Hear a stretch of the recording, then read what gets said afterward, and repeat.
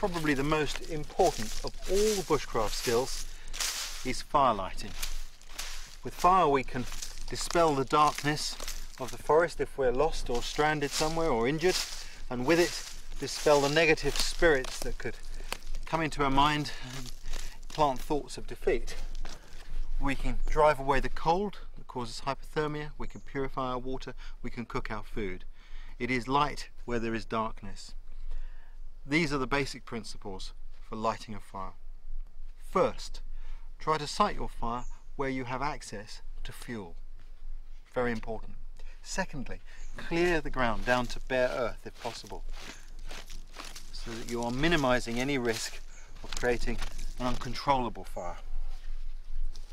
Always put a platform down on the ground first, preferably made of dead wood. This has several purposes. First, when I put this platform down, it'll keep my tinder and my kindling away from moisture on the ground, particularly if it's wet weather. Secondly, it allows air to come in underneath and helps the fire to burn.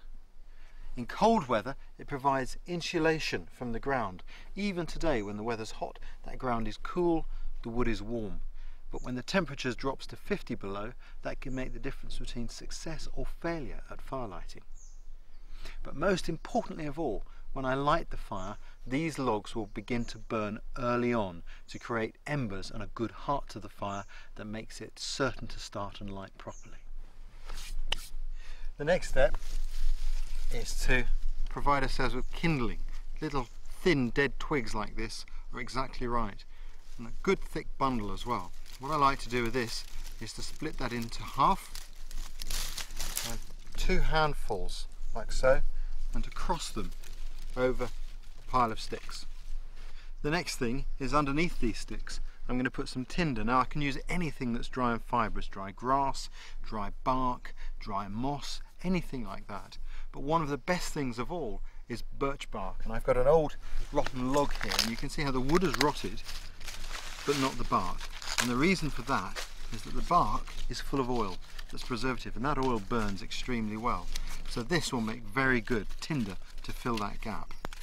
And I'll just shred that down so that it's nice and thin, and will take very easily from the small flame I'll introduce to the fire for ignition.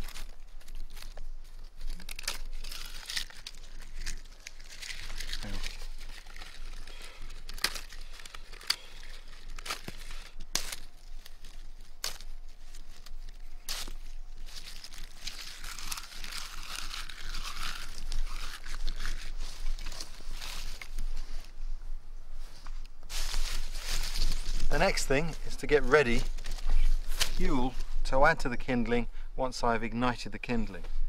This goes up to little finger thickness. I won't need any more than that for the time being. There's plenty of other thicker fuel within arm's reach that I can just grab as I need it. To start the fire, I'm going to use sparks, and to turn the sparks into a flame I'm also going to use some of the birch bark, and I have to prepare that for lighting, and I do that like this.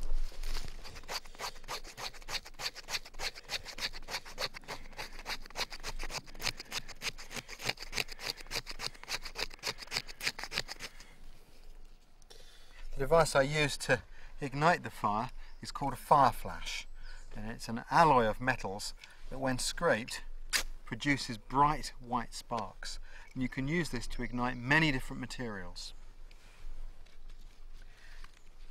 The way I use it is I place it on the bark close to the shavings, and I use the back of my blade close to the point. I'll show you here to one side, and I push forwards with the thumb of my left hand like this to shave off peelings of the metal.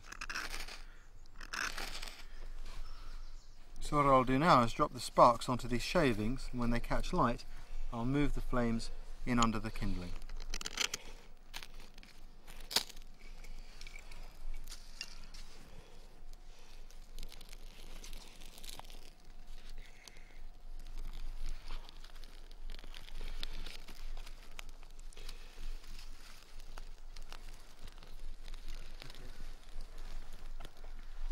While the fire's lighting, I always put my knife and my fire lighting equipment away.